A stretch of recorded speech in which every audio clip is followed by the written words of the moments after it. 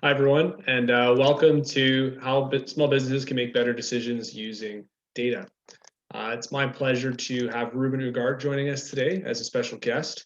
He is the author of the Data Mirage, and he's helped many of my clients and many other Fortune 1000 companies find hidden treasures in their data warehouses. This can help increase profitability, reduce cost, and allow your team to really be world class. So today he's going to share a bit of insights to help small businesses who might not have otherwise been analyzing their data to think about as they make decisions moving forward. Ruben, thank you for joining us today. Thank you, Brandon, for that wonderful introduction, and thank you for having me.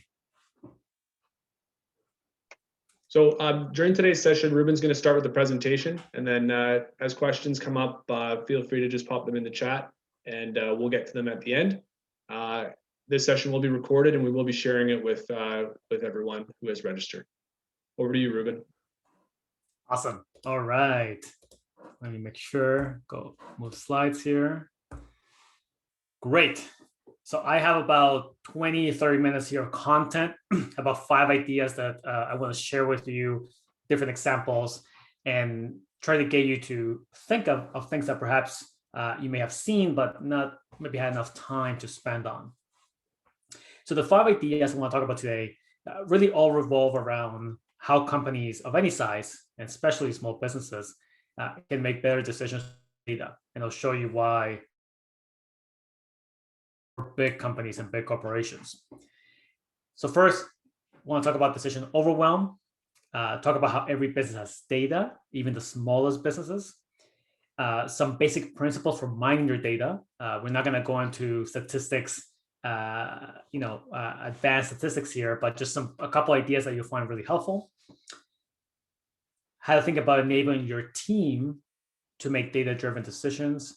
And finally, I want to share a framework on how to make decisions. And this is actually something that's still quite new and will be out in my second book next year in 2022. So there's some research that shows that we make about 35,000 daily decisions every day, from the moment we wake up to the moment we sleep. Now, I'll be honest with you. I have seen the math behind this, and I'm not quite sure if really the answer is 35,000. It might be closer to 30 or 25, maybe 20,000, and we can maybe debate this. But the idea behind this that is true is that we make a lot of decisions every day, whether we know it or not, from what to what route we take, how we deal with traffic, what we have for lunch, and then of course the major decisions that we'll be making in business as to what customers we serve, what products we focus on, what things we abandon. So how many of this number of decisions, 10, 15, 20,000, are you getting right? Are you happy? How many of them do you look back and think, wow, that was not the right decision? And right now we're surrounded by COVID-19, and it's I think a perfect analogy of how decision making can go right and can go wrong. Governments have to deal with no information, this rapidly changing conditions, what's then sort of shrouded in politics. And we saw the effect of different decisions, and we thought, is that really the right decision? Is that really the right approach? Is this based on evidence, or is it based on something else? So this affects really everyone and any organization out there. Now, we were told from an early age, right, that we need to make good decisions, make the right decisions, but it's not really taught to us. And right now in California, the school board is in this fight to try to open up the schools within the pandemic. And the parents want to open the schools, the teachers rightfully so don't want to open the schools. So how do you make this decision, right? What data do you take? What information? What process do you go through? And what I tend to see is that we all have a process for making decisions, but it's not quite clear. It's never been maybe formally taught. We have never sat down and thought about it. So the way decisions end up happening in our business, in our lives, is somewhat random. And we're not quite sure whether the distinctions between good decisions and bad decisions. Now, the other thing we're seeing from this decision overwhelm is how businesses are dealing with new ideas. gourmet restaurants for a long time rejected takeout, right? It was all about the experience. You had to really walk into the restaurant and be served by the right server. The wine was brought by a sommelier, and that was the experience. And now, of course, we see all restaurants offer takeout. And what's interesting is we're seeing new kind of takeout technology here to be able to keep food fresh as it's being delivered over 20, 30 minutes. And we're seeing new technology around fries, how to keep fries crispy. So companies were forced to make these decisions to adjust to the pandemic, but clearly the value was there. It was just a matter of trying to think through it. But in the sea of decisions, those things get lost. So today, we'll talk about what that process might look like, a couple tools, a couple ideas. Last year I worked with the tourism branch of the BC government here in the province, and we were working on how to take all their data and create signals for their partners, hotels, restaurants, so they know what to do in the pandemic, who to market, when to market. And that was, I think, a great example of taking a lot of data and trying to boil it down into what a hotel manager needs to know next week. So we'll talk about things like that. Now, number two, the second idea is that every business has data. So really take a second here and think about what kind of data you might have within your company right now, within the software that you use, and how can you make use of it? And this includes CRMs, emails, product databases, retail data, customer information. It's all there. It doesn't have to be in a fancy format like a data warehouse or a data lake. It could be an Excel file. It could be a simple report, but it's all there. So what's hiding in your data? Right now, if you somehow collect Pokemon cards for some reason, you'll know that the market's going crazy, right? And a lot of collectibles in general are going crazy, but Pokemon cards have double and triple in price in the last about a year or so. So all of a sudden, if you had this Pokemon cards, you'd be sitting on this gold mine. And I think the same thing happens to businesses. You have all this data and you're sitting on it. It's just a matter of how you mine it. Now think about your KPIs or your reports and dashboards. You likely have some kind of report that you're using on a regular basis, weekly, daily, monthly.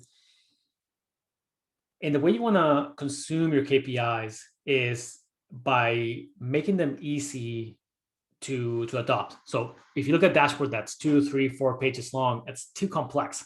What do you focus on, right? If everything's a priority, then nothing is.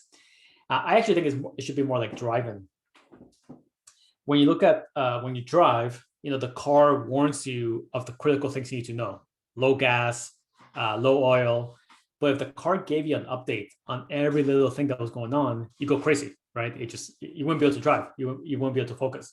And that's, I think, how you want to make your KPIs and your dashboards really tackle the handful of things that matter to you, the 2 or 3 KPIs, look at them on a regular basis, and then dive deeper as needed. So you should be simplifying a lot of your reports. And that also makes it easier to make decisions. You're not trying to decide what to do with 30 different things. You're simply looking at a handful of numbers and how they're shifting up and down. This might be sales. It might be customer success. It might be the average order value and how that's changing over time. Skip that. And one more thing before we move on here to number 3 is, of course, thinking about those opportunities, right? Especially now we're going post-pandemic. Think about what kind of things are going to be staying behind, whether it's standards around cleanliness, anything to do with digital, right? Being able to order digital and consume things digitally. Thinking about how people might be thinking about money, right? Anxieties about money and things like that. So all those are different opportunities that could be within your data itself. It's just a matter of being able to centralize on it and looking at it in a way that makes sense. Now, number 3, let's talk a little bit about data analysis here, right? And sort of how to mine your data. And this is a world that may be seen as statistics. We can sort of throw back to college statistics, and it's not always the most enjoyable class for people or thing to think about. But when I work with companies and clients, the statistics that we're really using here, are the statistics principles or tools or techniques, are not really that complex. So let me give you three, and you start to see how you can start to segment your data for insights and perhaps interesting insights. So number one is really all about averages. Now there's a phrase out there that says, that averages lie, but segments don't. And what this means that an average, let's say like the image in front of us could be an average. The average is hiding things from us. So we may see that the average lifetime value of our customer is $1,000. But within that average, you of course have people that have a higher customer lifetime value of $1,000 and people that have a lower value. So these are really like the currents of a river, right? If you've ever seen a river, right, from surface, it looks like a single unified force that's just moving downstream. But if you were to go into the water itself, you'd see that there's actually different currents, and the different currents are sort of jockeying for position, and then they're moving in the same direction, but there's actually different sort of forces underneath it. And this is actually quite similar also to riptides, right? If you're seeing a riptide in an ocean, where you have this hidden current underneath the ocean itself that then carries you or can carry you out to the sea. So whatever average you're looking at, you really want to segment as much as possible. So once again, the $1,000 customer lifetime value is an interesting number to look at, to track, to see how it's changing, but it's much more useful to look at what's underneath that average. So figure out, who are the best customers by customer lifetime value. What are the worst customers? Are you treating them the same, right? Are you assuming that because the average is 1,000, then that's how you should think about it? When you might have customers that have a lifetime value of $10,000, and you might have customers that have a lifetime value of $100, and those might be completely different customer segments. But you wouldn't know it until you start to break apart the averages. So any average out there that you're looking at, you want to break apart as much as possible. And you do that by looking at demographics, men versus female, age, maybe lifestyle choices like income range and so on. You might have behavioral, what they're buying, what kind of products they're buying versus not buying. And you might have a few other segments that are unique to your business. But move away from averages and move as much as possible into segments and customer segments, and think about your customers in segments, less so as this giant group of people. Number two is really about ignoring your worst customers. And I have a client right now where one of their main challenges was that they weren't converting enough leads into closed deals. Driving more and more leads, right? They were doing 5,000 and 6,000 and 7,000. It seemed to be doing well from a lead perspective, but the closing rate wasn't really going up at the same rate. And what it turns out is that they were really overly focused on their worst customers. For example, they actually ran a survey to understand why people didn't buy. Very normal, right? Very obvious. And price was sort of the main issue that came back in that survey. But what we realized that, once again, there were different customer segments, and there was obviously a segment that was very price sensitive, but it wasn't quite clear from the data if the best customers, the people who bought without any major issues, if price was also an issue for them.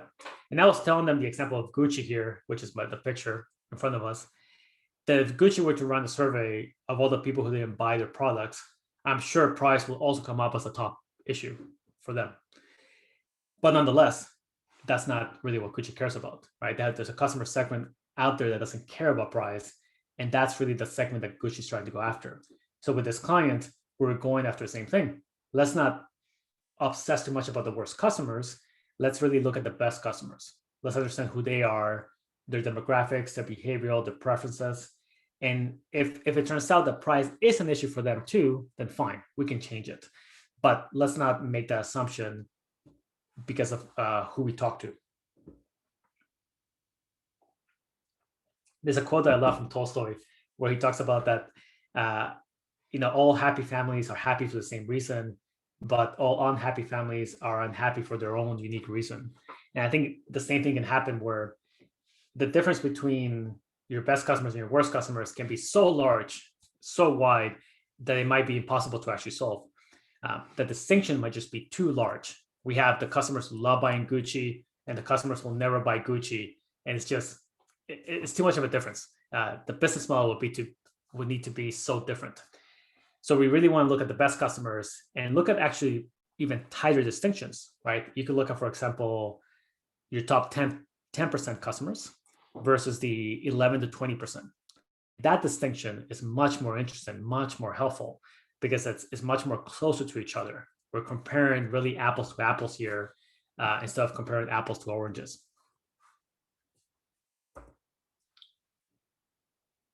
Number three, when looking through your data, mining your data, is you want to be able to jump on trends early.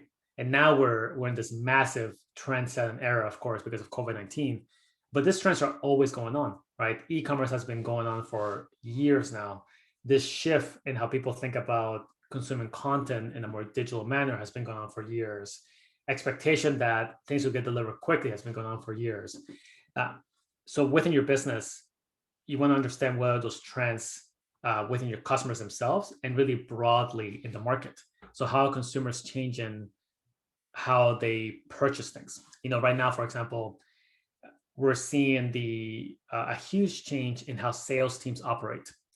Less so about closing deals and really more about enabling people to buy.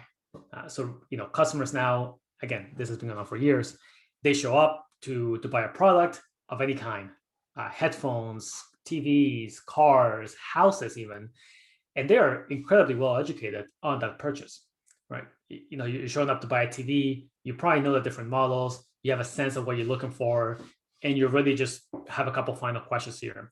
So as a sales rep, you can't just assume that you're gonna teach everything to your customer. You're really trying to enable them to buy. And what does that look like? It might be less of a push type of sale and more of just a pull sale. So think about those trends and how your business is adjusting to them, and what kind of data, what your data is showing about those trends. And I have one story here about AWS, web services. And about 20 years ago, Amazon realized that they were wasting a lot of time redoing the same things. So every time they had to launch a new product, the same code had to be written over and over again, for storing data, for showing data, and so on.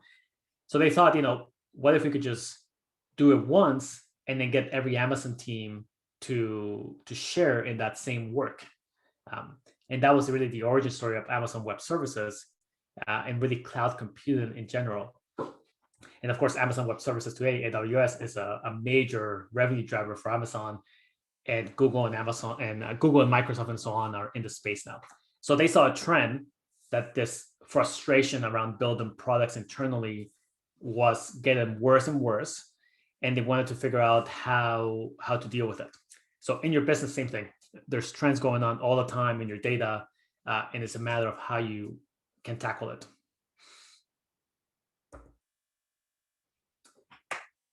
Idea number 4 is all about how you enable your team to make data-driven decisions. So think about how your team right now makes decisions and what are maybe some of the areas where you think they could improve. I had a client that, she was telling me that one of her biggest frustrations is that it seems like her team expects her to make all the decisions, and they feel uncomfortable making big decisions for them. Now, there's a split here, of course, in terms of maybe strategic versus tactical decisions, but being able to enable your team to make decisions on your own and giving them the right tools to do it can be fantastic. You can go from always telling your team what to do, or waiting for you to tell them what to do, and more proactive ability, more independence. So a few ideas on how to get data into people's hands. And then once data is in their hands, they can start to get comfortable with it and make decisions from the data. So one is all about digital. Nowadays, we hear a lot about dashboards, but you really want data to be everywhere, whether it's a dashboard, a report, whether it's an email digest, a Slack messages. So put your data everywhere and make it easier for people to consume. It's a lot of people probably have Apple Watches or Fitbits and so on. And now there's a big trend towards the 10,000 steps, right? This is very simple idea to be healthier, to be more active. And I think it's fantastic the way that data or KPI is shared with people, because it's a simple number, it's available on your watch, and it's easy to keep track of it, right? So I think we should be all thinking about how to make data in our companies as easy to consume as what our Apple Watch is telling us about our daily steps. It's only a handful of KPIs, and we can easily know what to do with it, right? If we need more steps, we go for a walk. If we have enough steps, then we feel satisfied. Think about also having meetings for data. I had a client where they had fantastic data, but it wasn't being used. And what we ended up doing is scheduling a weekly meeting that was optional. But if you came in, we talk about data. So you could come in with questions, concerns, and you could have a back and forth over what this number means, how to get this report, what to do with it, what does it mean. So this is an easy way to make data more approachable when people know that there's somewhere to go for support. And third is people. At a small business level, you might not have a full-time data analyst or a data scientist, but you can still think about having people support you in some way. You might have someone in your business that understands the numbers quite well, so people can come to them for questions. They can understand what the data means from this person. So think about how you make this data, this person accessible, without, of course, becoming the burden on this person. And one more thing about technical complexity too. Data itself can get quite complex. I think businesses in general are becoming more complex, especially on the technology side. And now it's even, even the most maybe non-technology historically type of business, like a bakery, now of course has a lot of technology, from how they process payments to how they deal with supply chains, how they make their orders and so on. But you really want to match your data to your level of technical ability, or the level of technical capability in your company. And I'll tell you something. A few years ago, I was traveling, back when we could do it, to Dallas, and we were in this really small plane. I don't think I've ever been in such a small plane. It was so small that the carry-on area, the top, could barely fit regular bags. And over again, people would try to fit their bag, and it wouldn't go in. And there was this one where they were really having a hard time, and they were basically punching the bag to try to make it fit into this really small. And at some point, they stopped. The bag slipped, and it just slid in perfectly. It turns out that it was really the angle the bag was coming in. And I think that's what can happen a lot with things like data and strategy, where you're approaching it from the right angle, you're going too technical, you're trying to do too much, but a slight shift in how you think about it, how you approach it, and doing less can be the right approach.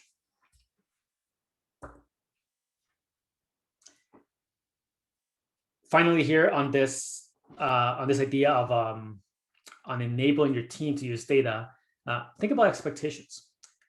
When I look at companies and they're using data consistently, is because there's expectations around that. So when a new idea is presented, they have some data to back it up. When you do postmoderns, when you launch new products or campaigns, when you have unusual problems, maybe spikes or drops, there's some data to fall back on and use it. It doesn't mean that before you can move, you have to go through this intense data analysis process, but it does mean that there's a little bit of data being played out. And I had a client that they had data that wasn't being used. We went through some training, we got people used to it, and they started to see it in their weekly meetings. So in the weekly meetings, they will present what happened during the week, what worked well, what didn't. And they start to see a couple charts make appearances during those weekly meetings. And that to me was the perfect sign that this team was getting comfortable with data and using it, because it was starting to appear in conversations and starting to appear in meetings. It doesn't have to be this massive change or culture change. It can be just little things. We are thinking of going to this new market, and we say that because 20% of our customers live there, something like that. So you start to see a little bit of hints of how data is being used. And I think it comes down to expectations.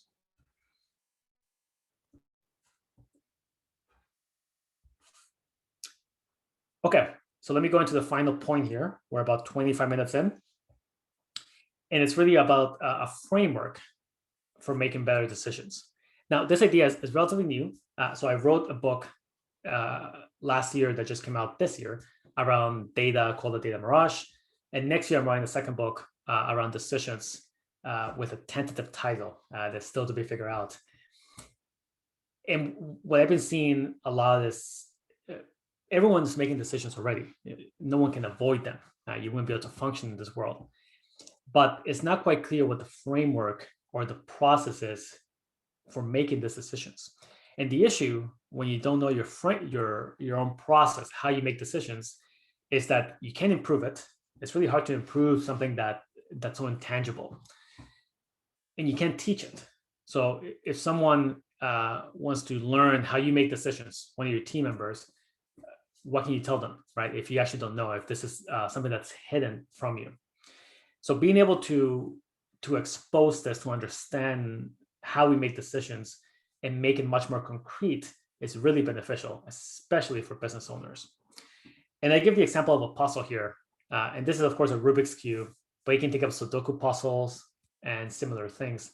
Imagine trying to solve a Rubik's Cube or a Sudoku without actually knowing the rules, what you're supposed to do. It'd be really hard. It'd be almost impossible. And this is what can happen with decisions. If we don't know the constraints or the framework or the steps that we can follow, every decision is somewhat random, right? And I run into executives that will tell me that the way they make decisions is purely by instinct. They know what the right decision is. And I would say that even in those cases, there's still some kind of process they're running through internally, mentally. It might be happening very quickly in a few minutes, a few seconds, but it's still there. And be able to expose it, be able to become aware of it, would then also help you deal with any gaps or any blind spots. So let me give you a simple framework of 3 steps. And you can take the framework, you can use it, you can adjust it, you can add steps to it, you can maybe just take a couple steps or 1 step. The great thing about it is that learning a framework like this can just give you ideas on how to improve how you make decisions. It doesn't mean you have to completely change your approach to making decisions. In fact, I think it should be much more natural. Right now I'm in the process of learning Italian, which is quite similar to Spanish. But one of the tricky things about language learning, at least for me, is the grammar. Because if you think about grammar, if you think about it consciously, there's 15, 20 major rules on how you conjugate, depending on if you're in the present, the past, the future, if you're talking about the certain future or maybe a future that may happen. And every major conjugation rule has exceptions, 5, 10, 15 exceptions of where this rule doesn't apply. So once you put it all together, you have hundreds of rules on how to deal with grammar, and it all needs to happen quite quickly, right? Once you conjugate in verbs and build in sentences. But there's a debate on approach in grammar that the best way to learn grammar is to do it naturally, because that's the way we have eventually learned grammar in things like English or any other language you might speak. That's the way I learned grammar in English and Spanish. And you naturally learn the different scenarios and ways in which things can get conjugated. So I think decisions are in a similar way. We want to have a natural approach to making decisions. We also want to expose how we make decisions, learn frameworks so we can improve them. But eventually, we also want it to be natural. We don't want to be this heavy process where we always need pen and paper. We always need a whiteboard to make a decision. So the three-step framework here I want to share starts with outcomes, then goes into options, and then talks about obstacles. So whenever we're making a decision, especially a major decision, we can look and say, what's the outcome that we're looking for here? We want to launch a new product. We want to retain customers. We want to go into a new market, and trying to be very clear in the outcome and understanding if this is really what you want, or is there something else that you might be looking for? You might have an outcome, for example, to help your children get into college. It's a very broad outcome, but the outcome could also be that you want to help them get into Stanford or get into Harvard, to the Ivy Leagues. Very specific outcome. So the process that you follow will, of course, be different depending on the outcome. The college example is broad, and you have much more room to navigate, versus the Ivy League example has very specific options that will get you there that might not be enough for college, or vice versa. So really being clear about the outcome, what that looks like, what success looks like, and trying to do this beforehand, right? One of the things I see with decisions is that they're being rushed, that you're rushing through a decision and you get to some kind of outcome, but then you realize that wasn't the case, right? You have a marketing team that thought that their outcome was to just drive more leads.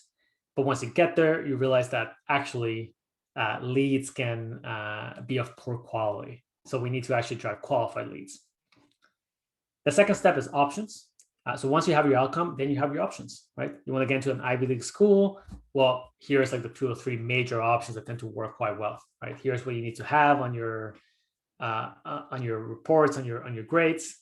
If you want to do, drive more qualified leads, here's the 2 or 3 major options we could explore. Maybe the 2 to 3 major marketing channels. And what's great about this step is to know that there's always options, right?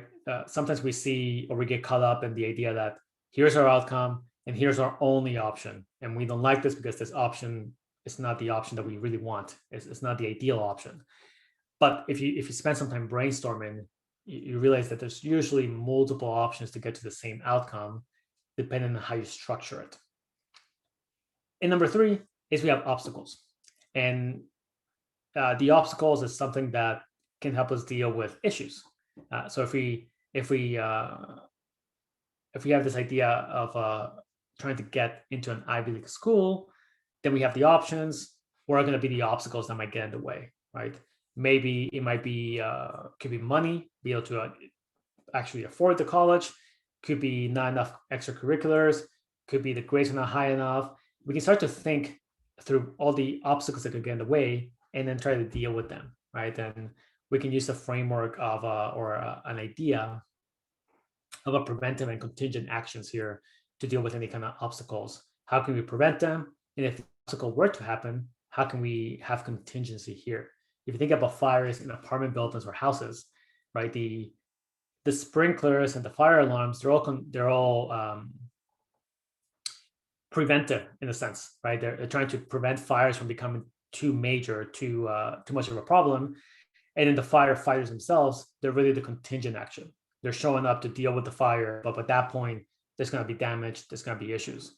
So as much as possible, we can think about through obstacles on how to prevent them and how to deal as they come up.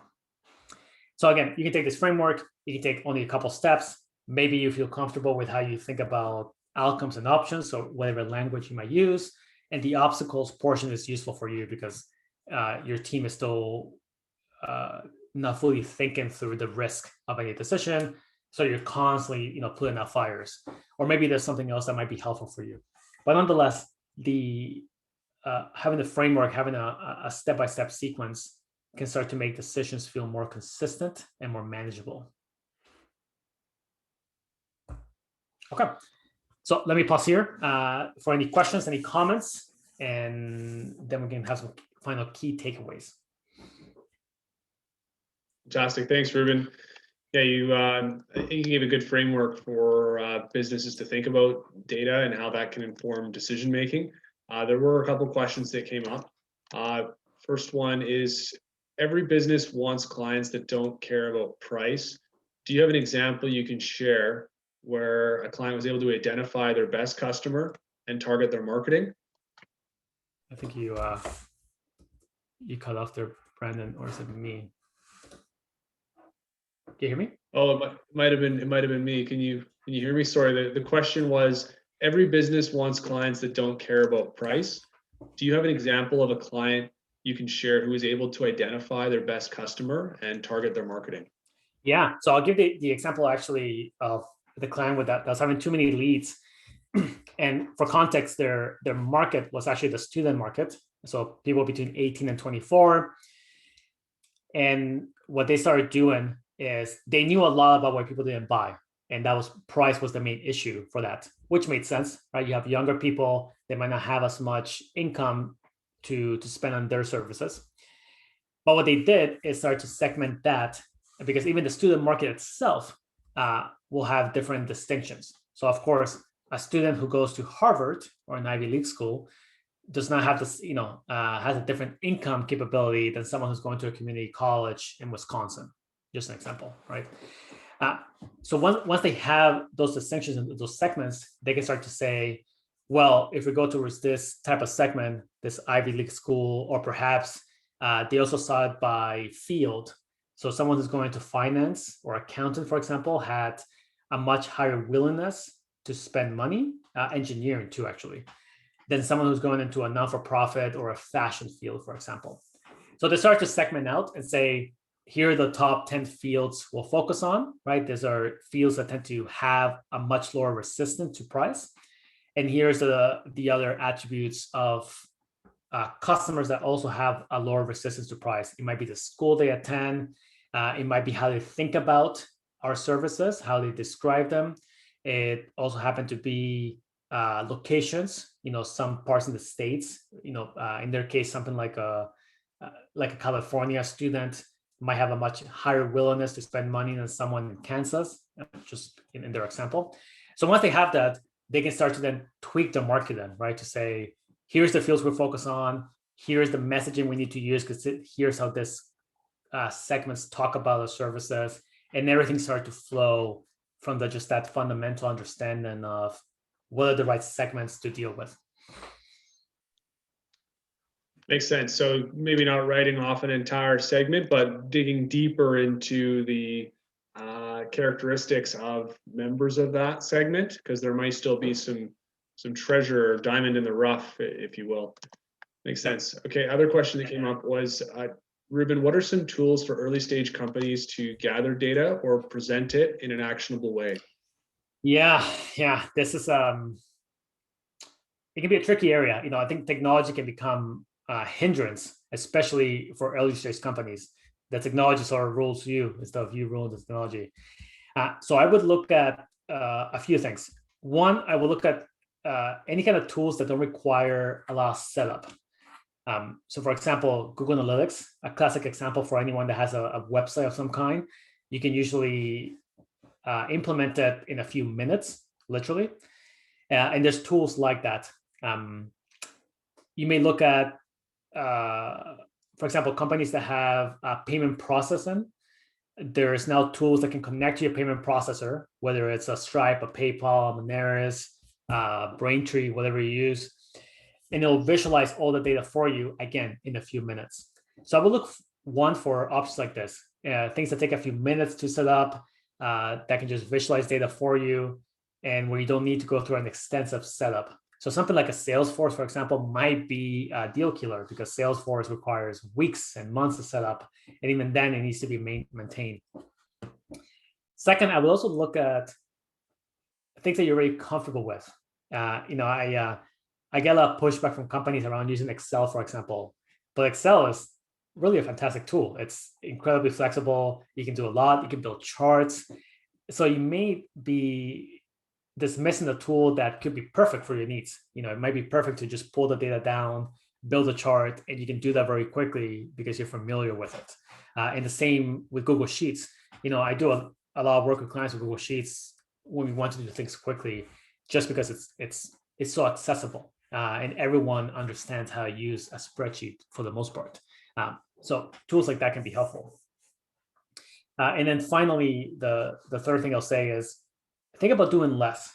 So I start to see early stage companies that want to do very complex dashboards, right? They want to have 2, 3, 5 pages with different KPIs and all moving and updating in real time. And they want to see everything and anything from start to finish. And that's a little bit, I think, too sophisticated for their level.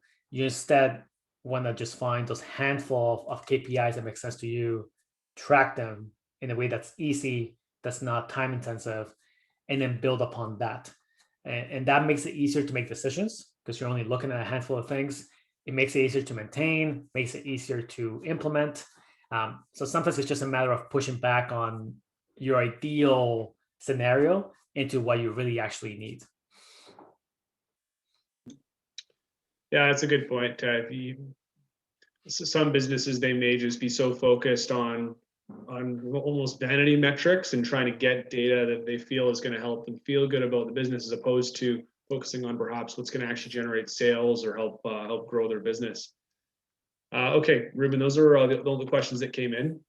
If you have some final comments, perhaps you can share, and then we can wrap up today's session. Yeah, no.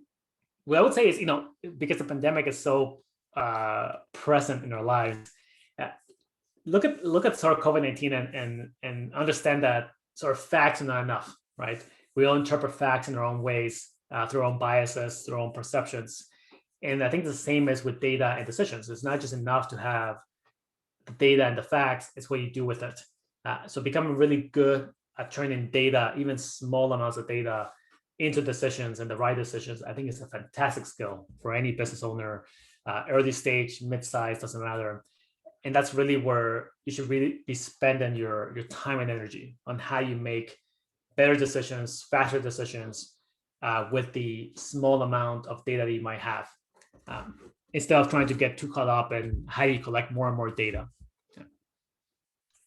For sure. And Ruben, thank you very much for sharing your time and expertise. I think this is a topic that clients don't often know the answer to, and it's something that they had asked previously. So I do appreciate you taking the time to share, and looking forward to any follow-up sessions you might host in the future. And everyone, be sure to take a look at Ruben's book if you're wanting to know more about how to leverage data to make informed decisions in your business.